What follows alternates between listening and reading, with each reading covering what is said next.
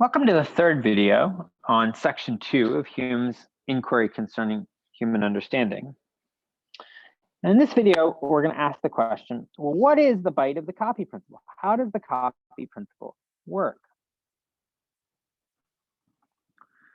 Suppose I say that I love the sound of the Shalimum. I love the sound of the Shalimum. I bet you have no idea what that means. And that's because you don't have an impression of the sound of a Shalimum. Even though you don't have an impression of the sound of the Shalimum, you can still use the word Shalimu, even though you don't really know what you're saying because you don't have an impression of it. Right? For example, you can say, I would love to hear the sound of the Shalimu. And so even though it seems like the word Shalimu fails the test, you haven't acquired this word from it being copied from an impression. You can use it sensibly, right? And so you might wonder, well, what's the verdict that the copy principle should give about this word Shalimu? Well, in this video, that's the question that I want to answer. So we'll come back to this at the end of the video. But how does Hume use the copy principle in order to test for whether words have their meaning, for whether we've got a legitimate use of a word or not? Well, the test that Hume uses is a two-step process.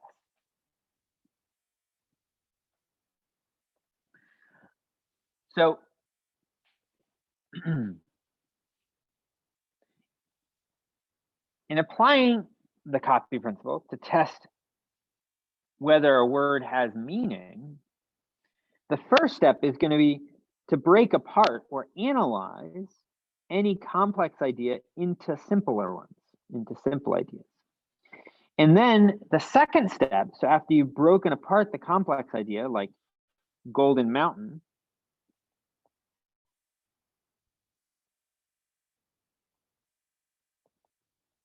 right, so mountain.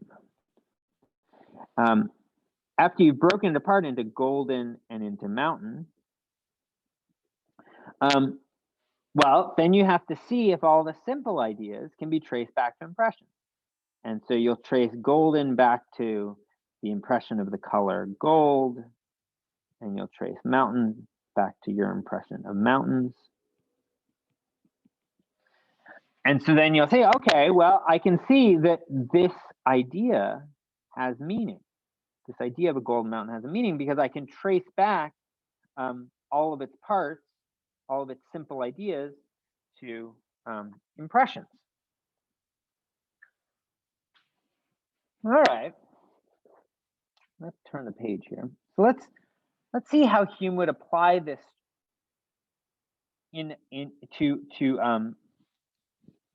a metaphysical term, to the traditional ideas of metaphysics, like the idea of causality, or of God, or of substance, or of power. Let's turn the page here.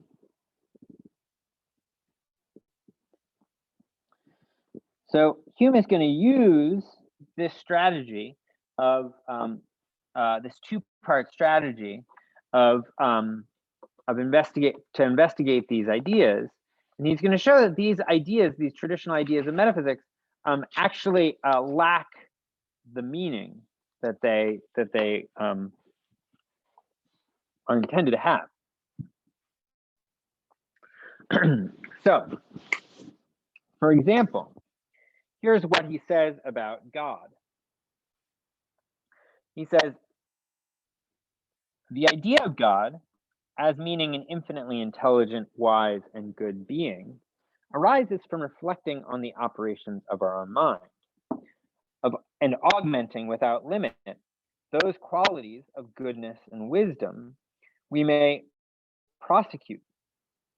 So we're going to be augmenting without limit those qualities of goodness and wisdom we may prosecute this inquiry to what length we please, where we shall always find that every idea which we examine is copied in a similar impression, from a similar impression.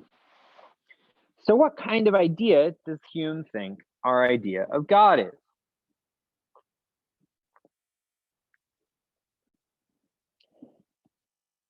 Here it'll help to think back to Descartes' distinction between innate, adventitious, or sensory. Oh, I think that's how you spell it. Anyway, sensory ideas, adventitious, and invented. So what kind of idea does Hume think our idea of God is? Well, it's an invented idea, right? It's something that we made up through an act of our will, right? So it's like the idea of a unicorn or of a hippogriff. You might think, what? Our idea of God is like an idea of a hippogriff. Well, yeah, our idea of God on Hume's account is a complex idea that we put together using our imagination, right? So if we flip back, one of the operations of the imagination was augmenting, right? Was augmenting our simpler ideas, right? And that's what we've done in this case. We've taken our idea of power and a goodness, and we've augmented them to infinity, according to Hume, and that's how we got this idea of God. So, on Hume's account, our idea of God is an example, is sort of exhibit A of an invented idea. And so, in this way, Hume uses an idea that most people, like Descartes, would have thought would be a counterexample to the copy principle, and tells us how, in fact, it's an example of exactly the principle that he wants to support. Okay, but after giving the example of God, Hume provides his own counterexample, and that's the missing shade of blue.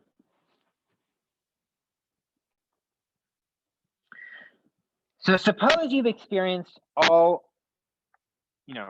bunch of shades of blue. So let's see. So suppose you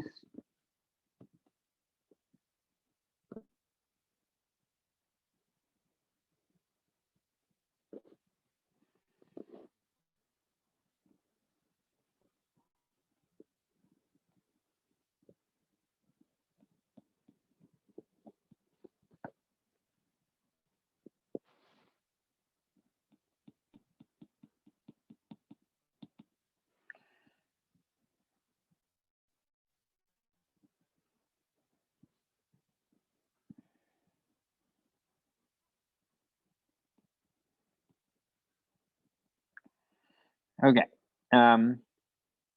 These are supposed to be getting darker, obviously. And suppose that you have experienced all of these shades of blues, the ones that are colored in, but you haven't experienced this one here, right? So you never had an impression. You never had an impression of this shade of blue, where this shade of blue is the one that's in between these two shades, right? And Hume says, okay, so there's a jump here. And can you form an idea of this missing shade of blue? And Hume thinks you can. He says, of course you can form an idea of it. So here we have an idea that was not copied from an impression. And so it seems like we've got a counterexample to Hume's copy principle. It seems like here's an idea that's not copied.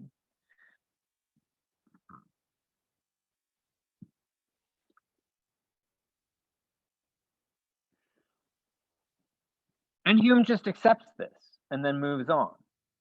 And you might wonder, well, why? I mean, how could he do that? How could he accept this counterexample and then just move on? After all, he's searching for indubitable foundation. Well, yeah, foundation for science, right? And if we've got a counterexample to our fundamental principle of metaphysics, the foundation for all of our science, isn't that a pretty bad way to begin? I mean, isn't that what Descartes told us we should reject? Well, Hume does this kind of thing all the time. You'll note, I mean, if you start looking for it, you'll see that Hume does this all over the place. This is not a one-off. This is not an anomaly. Rather, Hume does this, you know, throughout his philosophy. And you might wonder, how so? I mean, well, one reason is that this is an imaginary kind of case, right? So, so it's quite fantastic, and because it's imaginary, it doesn't have that much force and vivacity. Merely imaginary cases don't faze Hume, right? So one reason is, well,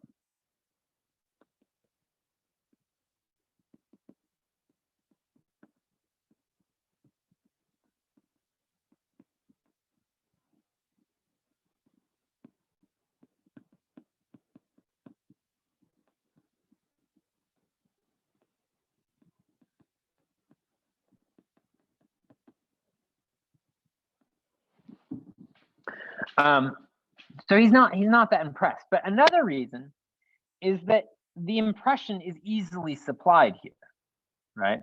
And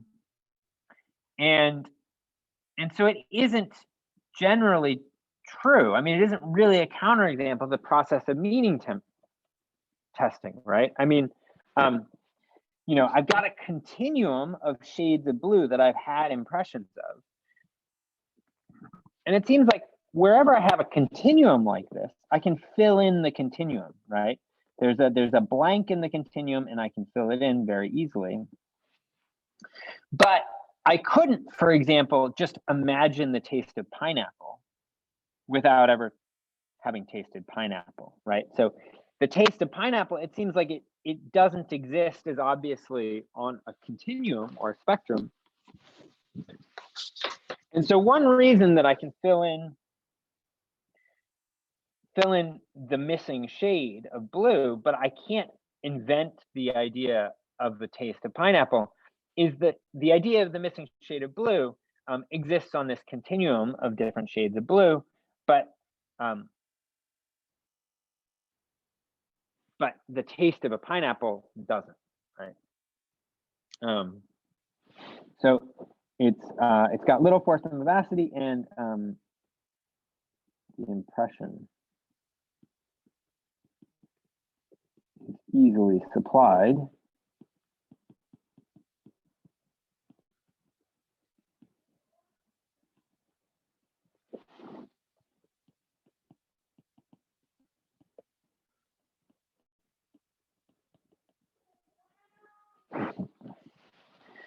Okay. So with his copy principle, it seems Hume has moved beyond considering the mere resemblances between different kinds of perceptions in his mental geography, and into investigating the secret springs and principles of the mind. And this is because here, in locating the dependence of ideas on impressions, or in the claim that the ideas are derived from the impressions, we also have a description of the causal relations that hold among the perceptions of the mind. And these kinds of causal relations between perceptions are exactly how we're going to understand why the mind moves from one perception to the next. So here, in finding that an idea always resembles or is constantly conjoined to a corresponding impression, as well as that there's also a temporal priority here, that is, the impression usually precedes the idea, the impression usually comes before the idea, we have a lot of evidence of a causal connection. And just as Bacon takes the empirical evidence of repeatedly conjoined events in a certain temporal succession to be indicative of a non-accidental or causal connection, Hume too will take such conjunction and temporal succession to be indicative of a causal connection. And so on the basis of this, and that we can't imagine what a pineapple would taste like before tasting it, Hume takes himself to have established his first principle of the human mind, that all of our simple ideas are caused by simple impressions, and that all of our complex ideas are formed out of simple ones. So after he treats the objection that, well, we've got complex ideas that are formed through an act of the imagination, and so the original copy principle couldn't be true, he refines it and says, well, all of our simple ideas, those are the ones that are caused by simple impressions. And then all of our complex ideas are to be founded on the simple ideas. And that's how we get the two steps, right? Okay, so that's the refined copy principle. That's the official version.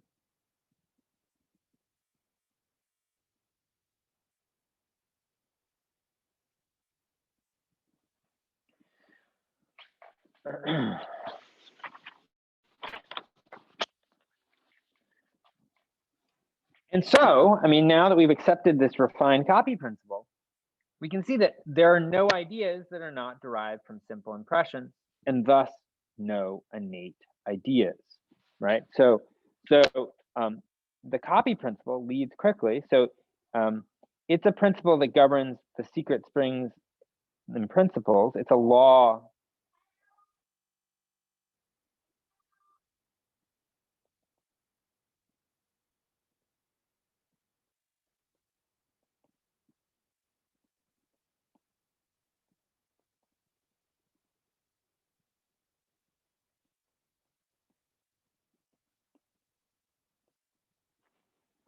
And it's a way of him arguing against innate ideas, right? Because now he can see, well, all of our ideas are traceable back to adventitious ideas, and so all of our ideas are either adventitious or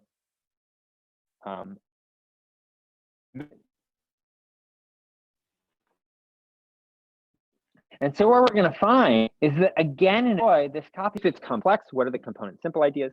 If it's simple, what are the corresponding impressions? And if he cannot trace an idea back to impressions in this way, then another example is that he uses this method to question whether we actually have an idea of substance like we thought we had, or, as we'll see later, whether we have an idea of cause even, or that our idea of cause is what we take it to be. He thinks we have an idea of cause, but he thinks its origin is not going to be what we usually take it to be. So what about your idea of a Chalet? I mean, right now it's sort of questionable, right? You've heard about it. You've heard about the sound of the Chalet from me, but you haven't actually heard a Chalet.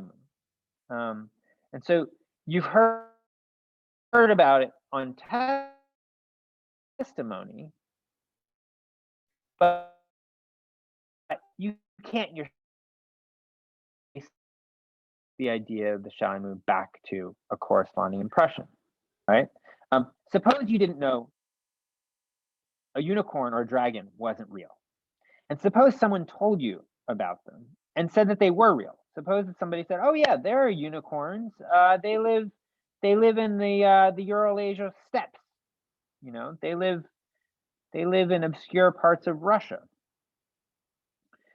Then those ideas would seem to be like your present idea of a Chalet, right? I mean, I've told you that there's an impression corresponding to the idea of the sound of the Shalimou, but you haven't had that impression yourself. And similarly, the person who told you that unicorns exist has told you there's an impression that corresponds to that idea, but you haven't had that impression yourself. Now, later, you came to learn that there was no such thing as a unicorn or a dragon. And so you learned you couldn't have an impression of them. And right now, your idea of a Shalimou isn't like that, right? You haven't learned that you can't have an impression of the Shalimou. You believe me, you believe there is such a thing as the sound of the Shalimou, but you can't be sure. And you need to have the impression of it yourself before you can be sure.